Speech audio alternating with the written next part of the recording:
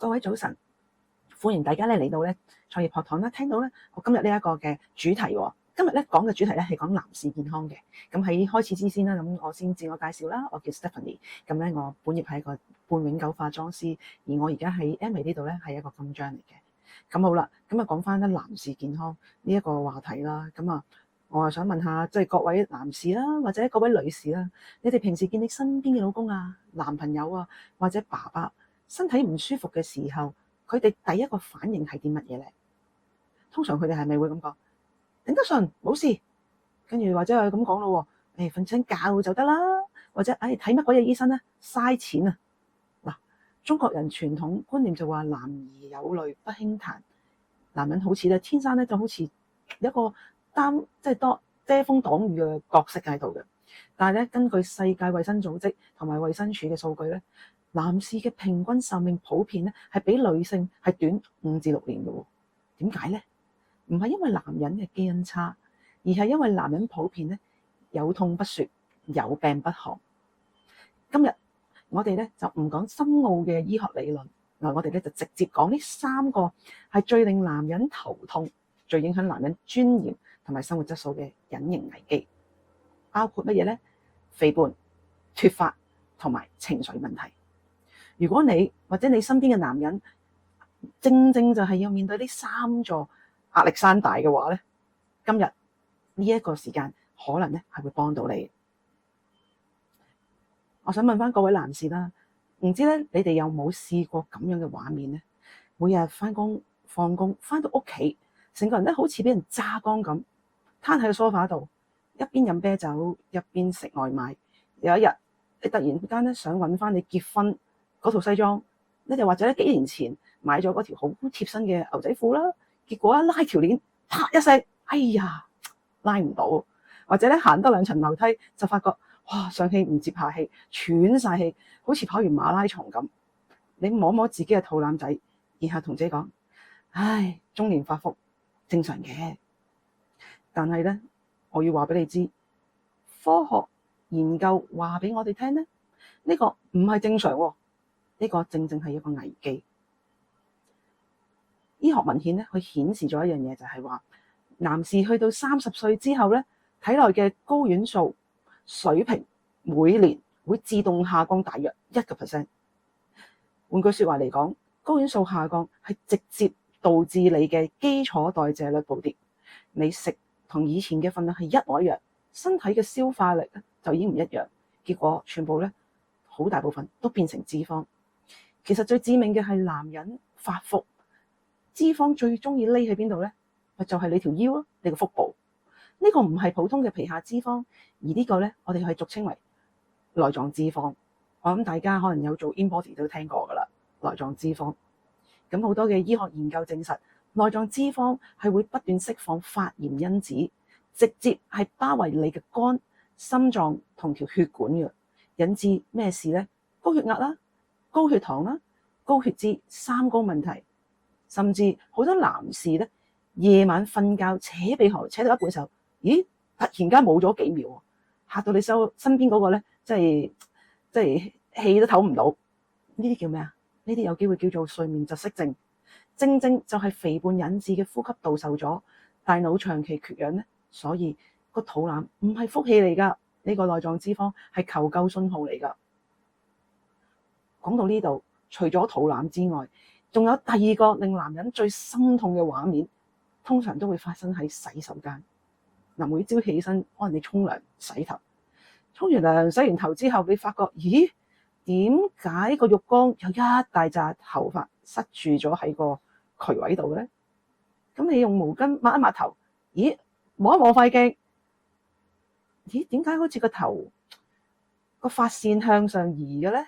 然後望望條毛巾，哇，咁多頭髮黐住嘅咧，然後撥一撥你嘅頭髮，突然間發現你個額頭就越嚟越高，嗰個 M 字額就越嚟越明顯，甚至頭殼頂見到頭皮變成地中海，真係有時好難遮。開始出門口要戴帽，翻工就將左邊頭髮撥去右邊。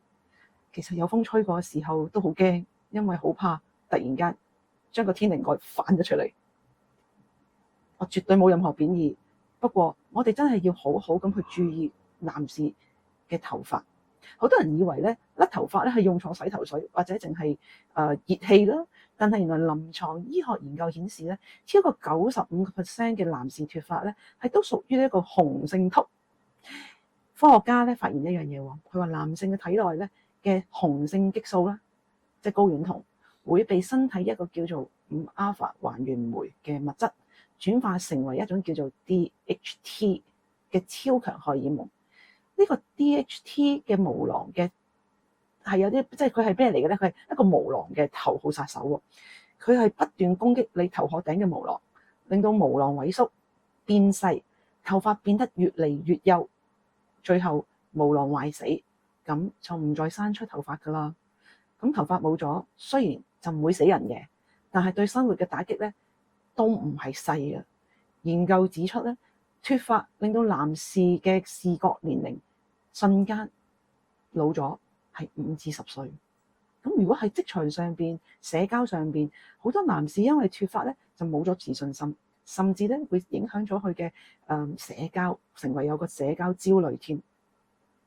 咁其實呢一樣嘢，我哋係值得去注視嘅噃。另外第3點，亦都係最深層次，亦都係最無聲嘅傷害。嗱，我又俾個比喻啦。想像一下，一早起身又塞車又逼地鐵，返到公司可能俾老細捽數啦，客人又會投訴啦。放工返到屋企，有時就好多心事，又要供樓，又要養仔女，又有學費，家庭支出亦都唔少。成個世界咧就好似咧，每個人咧都向你即係要問你攞錢啊，好多負擔，亦都需要時間要解決方案。但係你又可以向邊個伸出，即係去伸手揾幫助咧？其實好多男士有時真係好難頂嘅，但係咧，當佢頂唔順時候，佢又唔會喊，更加唔會同人講，因為好多時候都會比較內斂啲啦。好多時候放工停低架車，熄咗個車匙之後，可能都係純粹坐喺度，坐喺車廂裡面坐一陣，然後發下呆。咁之後先至有時間翻，即係有勇氣啦，翻屋企。咁其實呢15分鐘可能就係唯一一個可以俾佢唞氣嘅時間。其實喺香港嘅男人係一啲都唔容易做，尤其是如果你係一個好有責任心嘅人，更加係會好辛苦。但係長期嘅抑壓咧，其實大腦啊已經出咗事。咁好多研究證實一樣嘢就係，長期嘅慢性壓力會令到身體分泌大量嘅皮質醇，其實真係壓力荷爾蒙，從而咧會抑制大腦裡面嘅血清素同埋多巴胺嘅分泌。咁大家都知啦，血清素係快樂荷爾蒙啦，少咗佢，咁就會變得好莫名其妙，有焦慮啦，會暴躁啦，甚至乎情緒低落。咁好多男士咧都會出現一個叫做心體症，即係咧心理壓力反映喺身體上邊，譬如食無定時啦，會有胃嘅問題啦，譬如胃酸倒流啦，可能有偏頭痛，或者咧即係好個人好沉重咁樣。但係咧一瞓落床嘅時候咧，大腦咧好似咧即係熄唔到機啊，係咁 run，會影響你嘅失眠。咁你以為你自己脾氣差，其實係因為你神經系統已經超載。其實面對呢一個嘅3大嘅問題，我哋都真係唔可以當冇事發生。咁但係又可以點做咧？咁其實我哋咧可以喺日常嘅起居開始啦，逐層咧去遞進。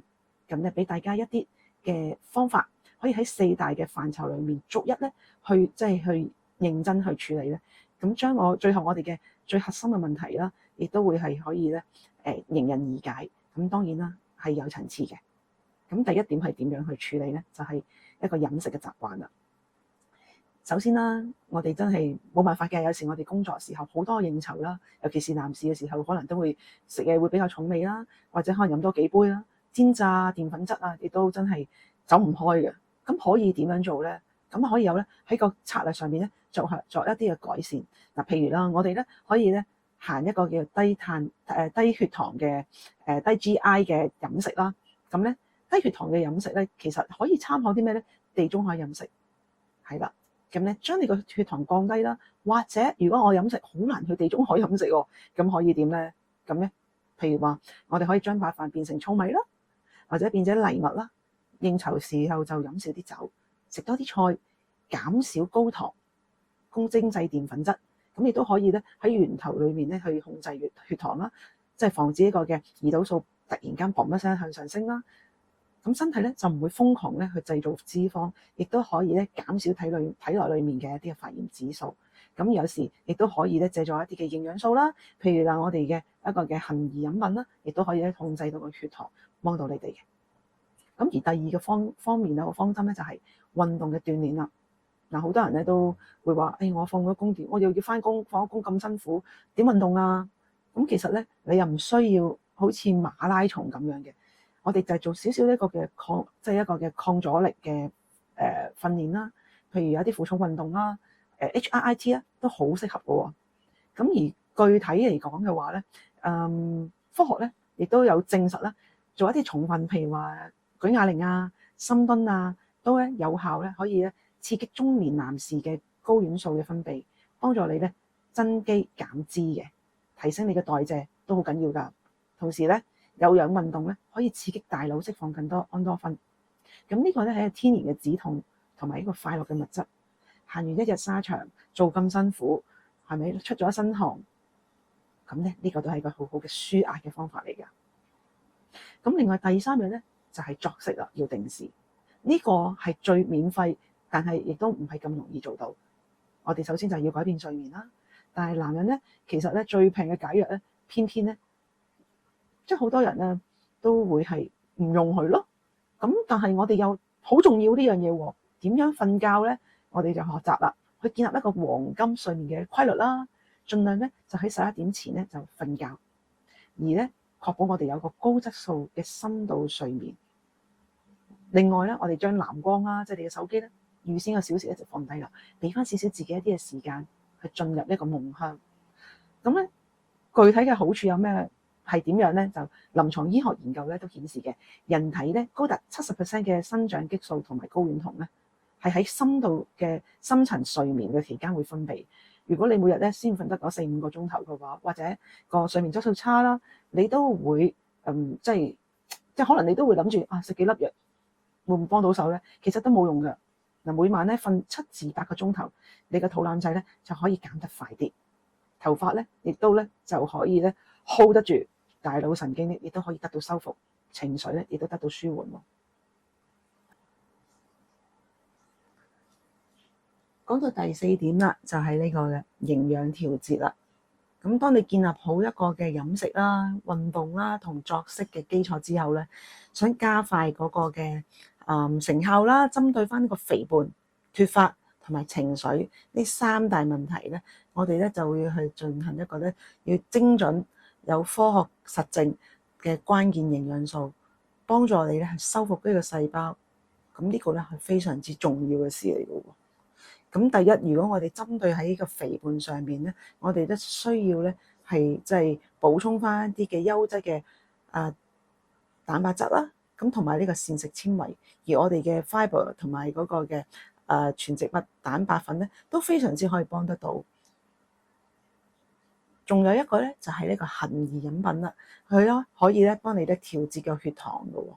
咁好啦，當呢啲嘢能夠喺你嘅身體裏面幫助到嘅時候咧，咁亦都可以控制到個胰島素啦，令到你嘅身體嘅代謝咧會比較好啲嘅，亦都咧可以加速分解呢一個頑固嘅內在脂肪啦。咁另外第二，如果針對脫髮嘅話咧，咁我哋咧蛋白質一樣係不能少嘅。另外咧，我哋都需要咧有一個維生素呢個嘅鋅啦。咁同埋咧一個優質嘅蛋白質啦，咁咧等佢可以直接送一個原材料去你個毛囊，幫助你嘅頭髮變翻粗、變翻黑，同埋咧延長呢個嘅頭髮生長週期嘅。第3點啦，針對呢個嘅情緒同大腦壓抑嘅時候咧，咁可以點做咧？咁當你感覺到有繃緊啊、好焦慮啊，咁咧其實咧喺呢段時間咧，好多時候都會影響咗你嘅睡眠質素，皮質醇嘅分泌亦都突然間會好高啦。咁維他命 B 啦，可以舒緩你嘅神經繃緊啦。同樣地啦，呢個嘅流出來嘅安睡精華啦，亦都可以咧改善呢個睡眠嘅質素。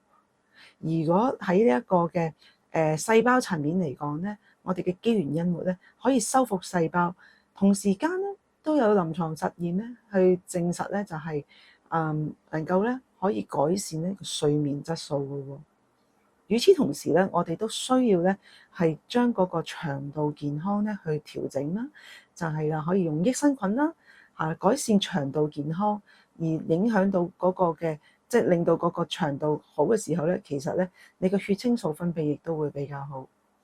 Omega 3啦，Omega 3含有呢個大量嘅豐富 EAP 啊同埋 DHA， 咁咧。大腦會係超過60%咧，其實係由脂肪組成。咁其實魚油係可以穿透血腦屏障，消除大腦裡面嘅一啲嘅炎症，促使呢個多巴胺啦同埋血清素分泌嘅喎。等你咧可以重新咧感到呢個快樂同埋平靜嘅喎。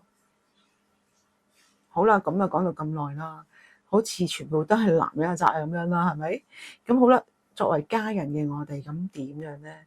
咁其實咁多位女士作為太太又好，女朋友又好，仔女又好，咁喺呢一度，有時你哋都可能會諗，我老公好固執嘅，或者我老豆好固執嘅，佢邊會聽我講食營養素去運動啊？冇錯嘅，男人有時候咧，其實咧都好似個小朋友咁啊，真係需要啲面子。咁你越逼佢，咪越反抗咯。咁所以咧，男士健康嘅成功背後絕對咧係需要家庭嘅溫柔嘅支持嘅喎。咁作為太太女朋友，咁我哋點樣去做一個嘅家裡面嘅守護神咧？係咪？咁可以點做咧？咁我哋梗係唔係問佢你今日食咗藥未啊？咁樣唔好咁樣，又或者問佢你又飲可樂啊？咁樣即係下下追住咧，好難做嘅。咁佢又會好唔開心，咁樣佢會覺得好煩。係啊，其實我哋可以主動做乜嘢咧？咪就係管理屋企嗰張餐台咯，管理個雪櫃啦，管理個爐頭咯，用健康嘅初榨橄欖油，係啊，煮下啲優質嘅魚，譬如話深海魚嚇，俾身邊嘅男士食好嘅營養補充品，等佢嚟到嘅時候。即係佢真係好辛苦嘅時候，咪沖杯水俾佢咯，同佢講：喂，真係見到你都辛苦啊，老公，瞓得又唔好。呢一個係我幫你消除疲勞、保護你頭髮嘅方法。你試下，咁你睇下用呢啲説話，總好過你沉沉，或者咧好勉強咁樣咧逼佢做好多嘢。咁其實佢心唔情願嘅話，加重咗佢負擔，倒不如好好地對佢。其實呢個都係一個好窩心嘅方法。一定咧，我相信每一個男士都喜歡。咁如果作為仔女嘅話咧，你哋最強嘅就係動力嘅催化劑。爸爸邊個最聽邊個話？通常都係聽仔女話。做仔女嘅星期六日得閒嘅時候，唔好淨係打機咯。咁主動拉爸爸出去飲茶啊、出街啊、行下街咯。可以同爸爸講：爸爸，我哋出去行下街好唔好啊？我哋一齊去放下狗啊，咁或者係用陪伴為名，其實帶佢去活動下咯，俾佢趁而家比似夏天去游下水都得噶嘛。甚至仔女大啦，有時大時大節啦，咁啊翻去同爸爸見面嘅時候，咪可以同爸爸講下：阿爸，其實我想你健健康康陪我行畢業禮，睇我結婚，咁你要長命百歲。咁我保證呢啲方法總好過你沉沉警告人，係啊，好過醫生同佢講警告佢，哇！你真係要點點點。男人為咗仔女咧，其實可以連命都唔愛，咁佢一定咧為咗你更加會注重健康咯。各位朋友，今日男士嘅健康其實從來一路以嚟都唔係一件即係一個人嘅事嚟嘅。而係聯繫住成個家庭幸福嘅基石嚟。改變從來咧都唔需要一步登天嘅，我哋只需要每日做少少，每日做少少，唔需要即刻就去跑個馬拉松，就係由最簡單最小步開始。今日返到屋企飲多杯水，早半個鐘瞓覺。作為女士嘅我哋，同先生講，即係可以準備一啲有質素嘅營養素。作為仔女嘅，會唔會俾爸爸一個溫馨嘅擁抱？由今日開始，一齊攜手，我哋嘅身邊重要嘅男人咧，幫佢哋重拾活力，重拾自信。今日就去到呢度啦，好多謝大家聽我嘅分享，希望今日呢一個嘅 topic 能夠對你哋有用。如果你哋想了解點樣改善你身邊男士或者你自己嘅健康，就同你介紹人去問下究竟點樣可以改善得到。好多謝你哋，我哋下次再見，拜拜。